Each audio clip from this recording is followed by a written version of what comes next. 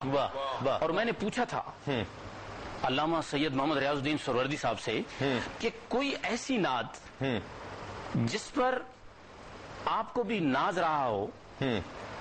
آپ نے فرمایا کہ اصل میں نعت گوئی اور نعت خوانی انعام خداوندی ہے، یہ انمول دولت و ثروت ہے اور پروردگار عالم کی توفیق اور عطا ہے. اس میں بندے کا کوئی کمال نہیں. ان کی عاجزی اور انکساری دیکھیں، وہ جس سے چاہتا ہے، جس زبان میں چاہتا ہے، جتنا چاہتا ہے اسے اپنے رسول صلی اللہ علیہ وسلم کی تعریف کی سعادت بخش دیتا ہے.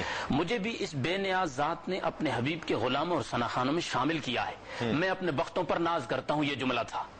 الحمدللہ میری زندگی کی بیشتر راستے ایسی بھی گزری ہیں کہ عالم وجد میں اشک بار رہ کر ساری رات نعت لکھتا رہا. وہ جو خواجہ رضی حیدر صاحب نے فرمایا نا کہ وہ ہر وقت لکھتے رہتے تھے، وہ ہر وقت سوچتے رہتے تھے، وہ ہر وقت کہتے رہتے تھے. وہ فرماتے ہیں کہ ہجر نبی میں میری آنکھیں بہتی رہیں، میرا قلم نعت لکھتا رہا، لیکن جس نعت کے دوران میں بے ساختہ رویا اس کا پہلا اور آخری شعر مطلع اور مقطع یہ تھا: کب بگڑی بناؤ گے، کب در پر بلاؤ گے، امید ہے آسی کو سرکار نبھاؤ گے.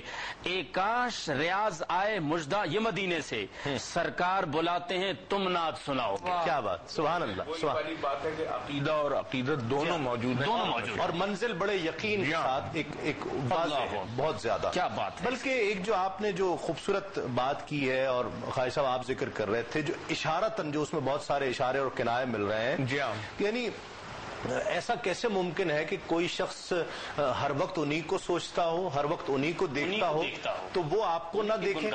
مطلب یہ کیسے ممکن ہے کہ آپ جس شخصیت کو دیکھ رہے ہیں کہ جو رحمت للعالمین ہے اور سارے جہان کا والی بنا کر بھیجا گیا ہے، تو آپ ہر وقت اس کو سوچتے ہیں اور وہ آپ کو نہ دیکھے؟ یہ ممکن نہیں ہے کہ وہاں سے نظر عنایت کی کرم کی نہ آتی ہو. ایک تو یہ کب بگڑی بناؤ گے، کب در پہ بلاؤ گے، ہم سننا چاہیں گے بلکہ سب ناظرین.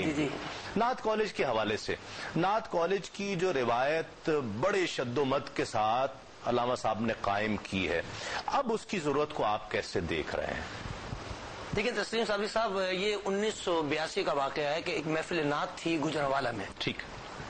تو آپ کو یاد ہوگا یا یہاں شاید آپ کے علم میں ہے، میرا خیال یقیناً علم میں ہوگا آپ کے، کہ شہریار قدوسی صاحب ہوا کرتے تھے. ٹھیک ہے، وہ بہت بڑا نام. ٹھیک. وہ انجمن عندلیبان ریاض رسول کی محفلوں کے اسٹیج سیکرٹری ہوا کرتے. ٹھیک ہے. تو وہاں ایک نعت خان نے جب نعتیہ کلام پڑھا، اس محفل کی صدارت کر رہے تھے جناب صاحبزادہ سید فیض الحسن شاہ صاحب، آلو مہار شریف والے. ٹھیک ہے. بزرگ جو تھے وہ اس کی صدارت فرمائے تھے. وہ خود ماشاءاللہ بہت بڑے عالم تھے، جید عالم تھے. ٹھیک. تو محفل ختم ہونے اچھا ابا جی نے اس نعت خان کو 2-3 جگہ ٹوکا. ایک تو یہ کہ اس کے تلفظ کی غلطی تھی، ٹھیک، اور دوسرا یہ کہ وہ شعر بھی غلط تھا. ٹھیک. تو انہوں نے پھر کھانے پر، محفل کے اختتام پر ہم لوگ کھانا کھایا کرتے تھے، تو یہ کہا کہ شاہ صاحب آپ کوئی ایسا ادارہ بنائیں، کوئی ایسی تنظیم بنائیں، کوئی ایسی جگہ بنائیں، کوئی ایسا انسٹیٹیوٹ بنائیں کہ جہاں پر نعت خانوں کی باقاعدہ تربیت ہو.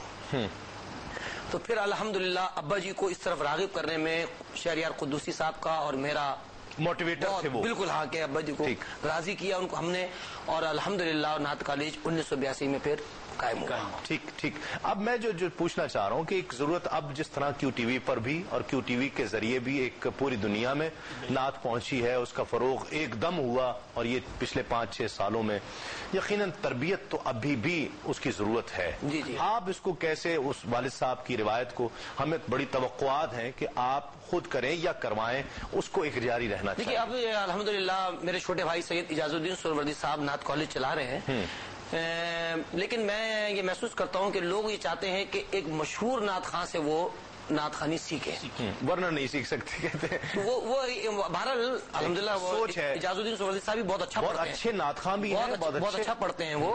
تو میں انشاءاللہ اللہ تعالیٰ نے اگر مجھے کوئی وقت دیا تو نعت کالج کے لیے تھوڑا وقت نکالوں گا، تاکہ وہاں پر جو آ رہے ہیں ایسے نوجوان کہ جو مجھ سے سیکھنا چاہتے ہیں تو ان کو میں نعت خوانی کی تربیت دوں. ناظرین، ایک معروف ثناخواں یو کے میں آپ مقیم ہیں، سکندر ایوب سوروردی حسینی، ہم نے ان کو ٹیلی فون لائن پر لیا ہے. السلام علیکم. وعلیکم السلام. سکندر صاحب کیسی طبیعت ہے؟ الحمدللہ خیریت سے ہیں؟ بالکل. آپ وہاں پر انجمن عندلیبان ریاض رسول کے آپ نمائندے بھی ہیں، ذمہ دار بھی ہیں، اور اس کی داغ بیل علامہ صاحب نے ڈالی تھی، کیا کہتے ہیں آپ ان کے کام کے حوالے سے؟ جی، سب سے پہلے تو تسلیم بھائی آپ کا اور کیو ٹی وی کا مشکور ہوں کہ انہوں نے مجھ فقیر کو حضرت علامہ سید محمد ریاض الدین سہروردی رحمۃ اللہ تعالی کی شخصیت پر اظہار خیال کرنے کا موقع عنایت فرمایا. بڑی مہربانی آپ کی. حضرت علامہ سید محمد ریاض الدین سہروردی رحمۃ اللہ تعالی کا میں سمجھتا ہوں کہ ان کا نعتیہ کلام انگلینڈ میں بہت ہی مقبول ہے، اور تقریباً ہر نعت خان حضرت علامہ سید محمد ریاض الدین سہروردی رحمۃ اللہ تعالی کا کلام پڑھنا اپنے لیے باعث سعادت سمجھتا ہے. اور حضرت علامہ سید ریاض الدین سہروردی رحمۃ اللہ علیہ کے صاحبزادے اور پاکستان کے بین الاقوامی شہرت یافتہ کے حامل جناب الحاج سید محمد فضل الدین سہروردی صاحب جب یورپ کے دورے پر آتے ہیں تو وہ مختلف یورپی ممالک میں جا کر وہاں منعقد ہونے والی محافل نعت میں اپنے والد محترم رحمۃ اللہ علیہ کا نعتیہ کلام محافل میں پڑھ کر چاند چاند لگا دیتے ہیں. اور الحمدللہ مجھے گلگار کو یہ سعادت حاصل ہے کہ میں الحمدللہ جناب سید محمد فضل الدین سہروردی صاحب مدد اللہ علیہ کا شاگرد بھی ہوں، خلیفہ بھی ہوں. لیکن جہاں تک حضرت علامہ سید محمد ریاض الدین سہروردی رحمۃ اللہ علیہ کے کلام کا الحمدللہ وہ ایک نابغہ روزگار تھے، اور ان کے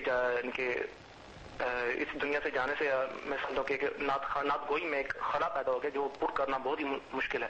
صحیح، بہت شکریہ، بڑی محبت آپ کی. سکندر ایوب سہروردی حسینی ہمارے ساتھ ٹیلی فون لائن پر تھے. کب بگڑی بنا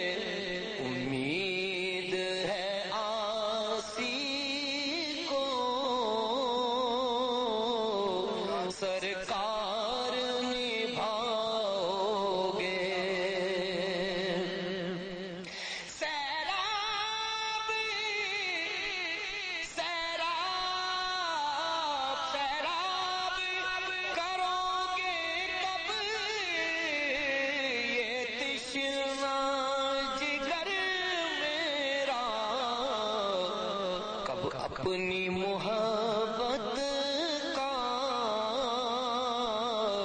ایک جام پلاؤ گے، کب اپنی محبت کا ایک جام پلاؤ گے. اور جس چہرے انور پر رہتی ہے نظر رب کی،